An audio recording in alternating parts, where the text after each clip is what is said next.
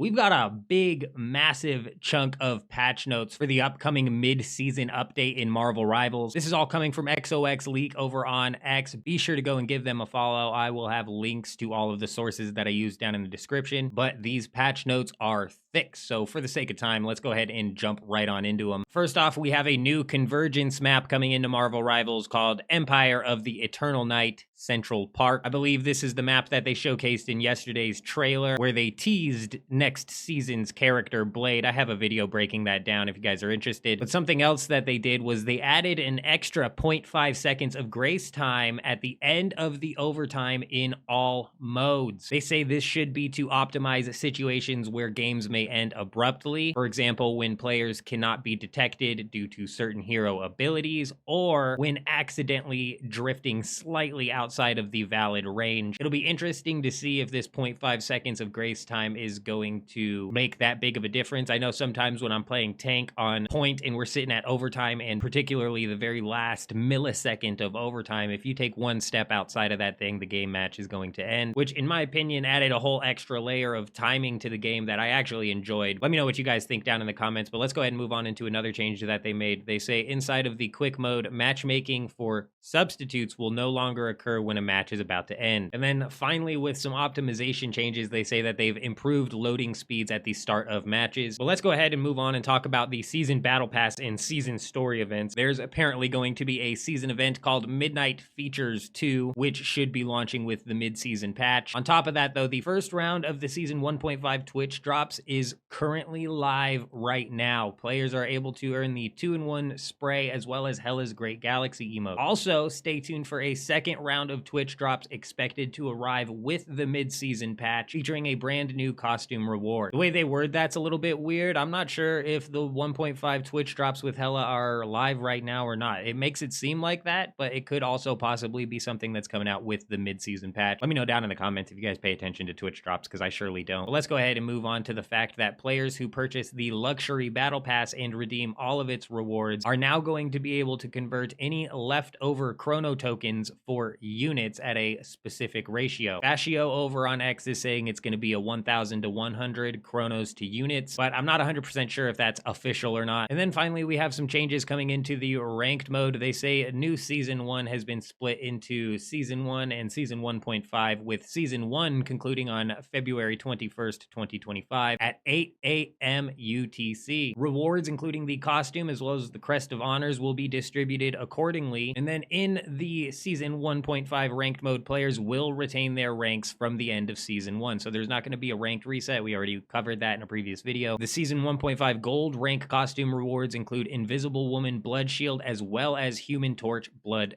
Blaze. They're also coming out with new distinct designs for the Crest of Honors. So for Grandmaster, Celestial, Eternity, and Top 500 are now going to have separate and distinct crests of honor. And then finally, there's a new hide own name competitive feature that's now available for players at Diamond 3 and above. Once activated, your true identity will be under wraps during the loading screen, hero selection, and the start of the match. Other players will not be able to see your name right away, and then after a short period in the battle, your real name will pop back up. I'm sure that's a massive change for some of these streamers. Let me know what you guys think down in the comments. But we're not done yet. We've got some general changes coming in as well. There's a new career system coming into play where season statistics will now be distinguished between season 1 and season 1.5, with the added ability to filter tournament data only. On top of that, there's a new account deletion option that has been added under the settings, allowing players to initiate the account deletion process. When it comes to inactivity detection, the AFK timers are going to pause during the wait to respawn, so you'll no longer get penalized for being quote-unquote AFK while you're waiting to respawn. When it comes to reticle customization, all changes will now be automatically uploaded to the server storage, preventing loss due to local issues. They've optimized some of the brightness of some scene floors when reflection quality is set to off, and then they've adjusted adjusted the Discord binding interface to where it will generate you an invitation code upon clicking generate. There are then some,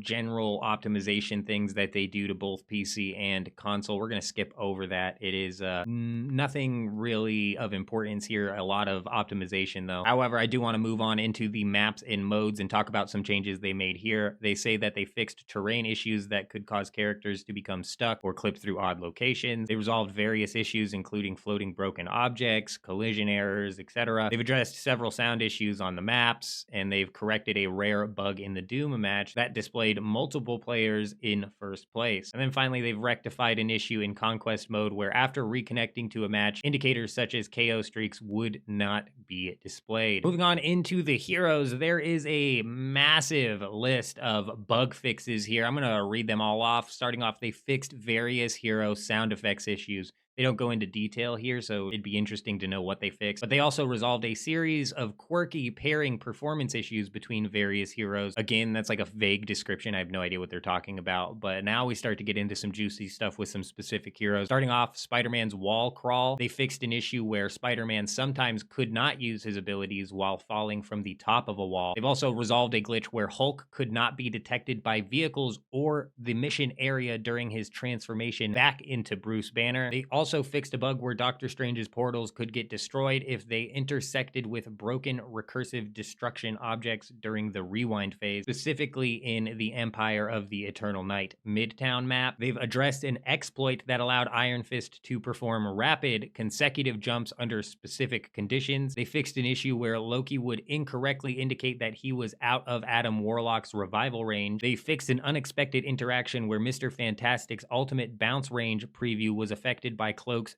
phased state. They've corrected an issue where during Captain America's ultimate, he could not be stunned by Spider-Man's ultimate. They've also resolved a sound issue where Squirrel Girl's hit sound effect was occasionally too sharp. And then they've also fixed a problem where Venom's ultimate sometimes failed to deal damage. They fixed an issue where Mr. Fantastic's arm orientation sometimes didn't align with the targeting reticle when using his abilities. They've addressed an issue where Magneto's ultimate could pass through characters without dealing damage due to discrepancies between collision models and visual effects. They fixed an issue where if certain heroes were eliminated by terrain after using their abilities to pass through Doctor Strange's portals, it would sometimes not count as a KO for Doctor Strange. They fixed a problem where players sometimes could not see Doctor Strange's ultimate effect. They also resolved an issue where Doctor Strange's ultimate control effect could be overridden by Luna Snow's or Scarlet Witch's control effect, prematurely ending his control. They've also resolved an issue where while using Cloak and Dagger's ultimate, if you were frozen by Luna Snow, Cloak and Dagger would remain frozen even after taking damage. They fixed a quirky situation where if Penny Parker was defeated while using Cyber Bond and resurrected by Rocket Raccoon's beacon, she would be stuck in her Cyber Bond animation. They fixed a glitch where Mr. Fantastic's stretch punch could be interrupted by distended grip during its wind-up phase, yet still erroneously deal damage. They resolved an issue where after transforming into another hero and using their ultimate, the ultimate's effects could remain in the scene if Loki was defeated during the process. And then they fixed an issue where heroes revived by Rocket Raccoon occasionally became unable to move. They resolved an issue where Moon Knight's bounce attack would occasionally fail to deal damage.